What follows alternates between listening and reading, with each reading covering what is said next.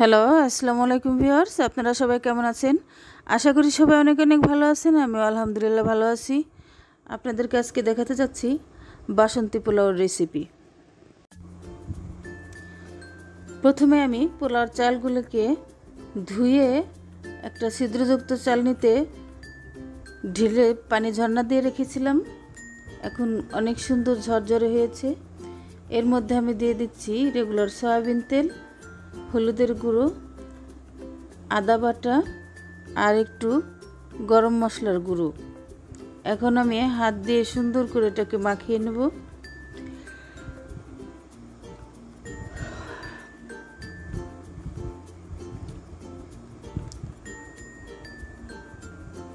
এটাতে ঘি ব্যবহার করলে আরও বেশি ভালো হয়। আমার হাতের কাছে ঘি ছিল না, অল্প একটু ছিল, তাই দেইনি। আমি তেল দিয়েই করেছি, আপনারা চাইলে ঘি দিয়েও করতে পারেন।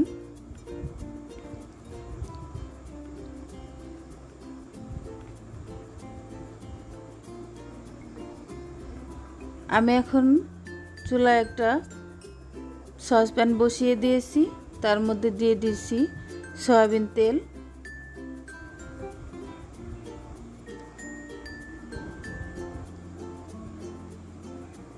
সয়াবিন তেল দিয়ে আমি গরম মশলা আর 2-3টে এলাচ দিয়ে দিয়েছি তেজপাতা।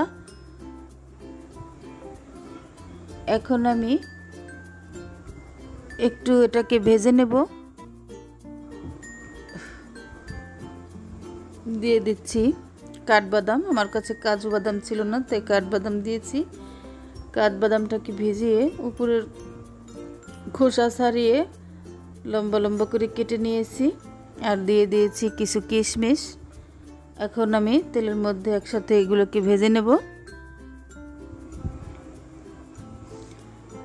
এখন আমি সে যে মেখে রেখেছিলাম পোলাওর চালগুলো এটার মধ্যে ঢেলে দিচ্ছি।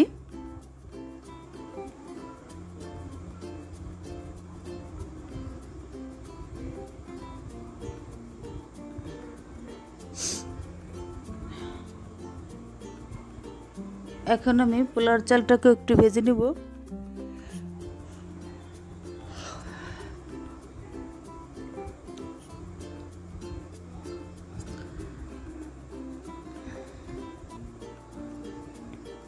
বন্ধুরা, বাসায় একবার হলে এভাবে ট্রাই করে দেখবেন, অনেক টেস্টি হয়েছিল।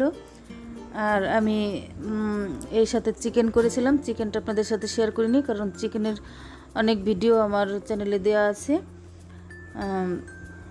তো বন্ধুরা, আমার চ্যানেলটিকে সাবস্ক্রাইব করে আমার পাশে থাকবেন। আপনাদের একটা সাবস্ক্রাইব আমার জন্য অনেক উপকারী। আর কমেন্ট করে জানাবেন আমার ভিডিওটা কেমন লেগেছে। আপনাদের কমেন্ট পড়তে আমার খুবই ভালো লাগে। সেই সাথে জানাবেন আপনাদের কী ধরনের ভিডিও লাগবে। আর বেল আইকনটি প্রেস করতে ভুলবেন না, যাতে আমার নতুন ভিডিও আপলোড দেওয়ার সাথে আপনাদের কাছে সবার আগে নোটিফিকেশন পৌঁছায়। আমি এর মধ্যে দিয়ে দিচ্ছি স্বাদ মতো নুন আর অল্প পরিমাণে চিনি। সেই সাথে দিয়ে দিচ্ছি কিছু কাঁচামরিচ কেটে রেখেছিলাম, সেটা দিয়ে এখন নেড়েচেড়ে মিশিয়ে দিয়েছি।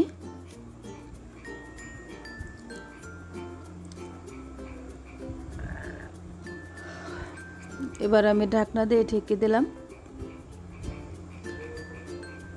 ওয়াইফাই লাইন না থাকাতে 2-1 দিন ভিডিও ছাড়তে পারিনি।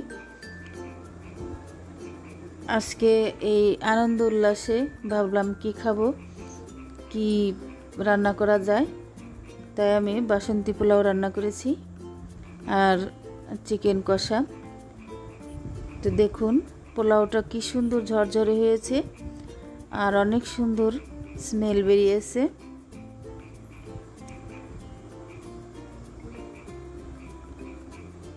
দেখুন আমি 4-5টা নেড়েচেড়ে একটু উলট পালট করে দিয়ে,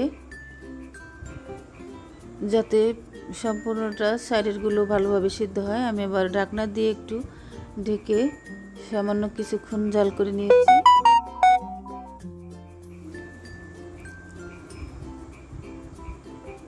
দেখুন অনেক সুন্দর হয়েছে।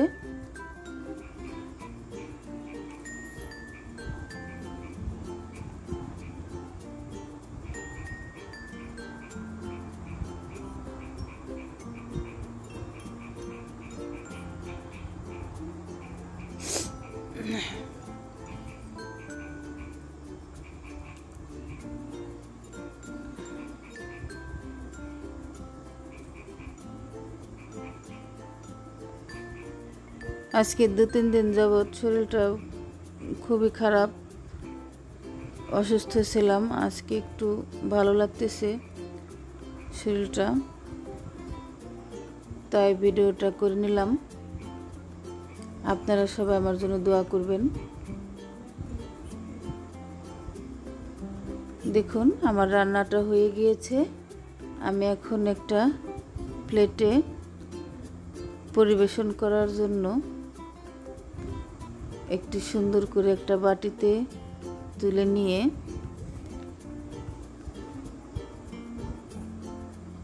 প্লেটে পরিবেশন করব। তাহলে বন্ধুরা আজ এই পর্যন্তই, আবার কোনো নতুন ভিডিও নিয়ে হাজির হব। আপনারা সবাই ভালো থাকবেন, সুস্থ থাকবেন। আল্লাহ।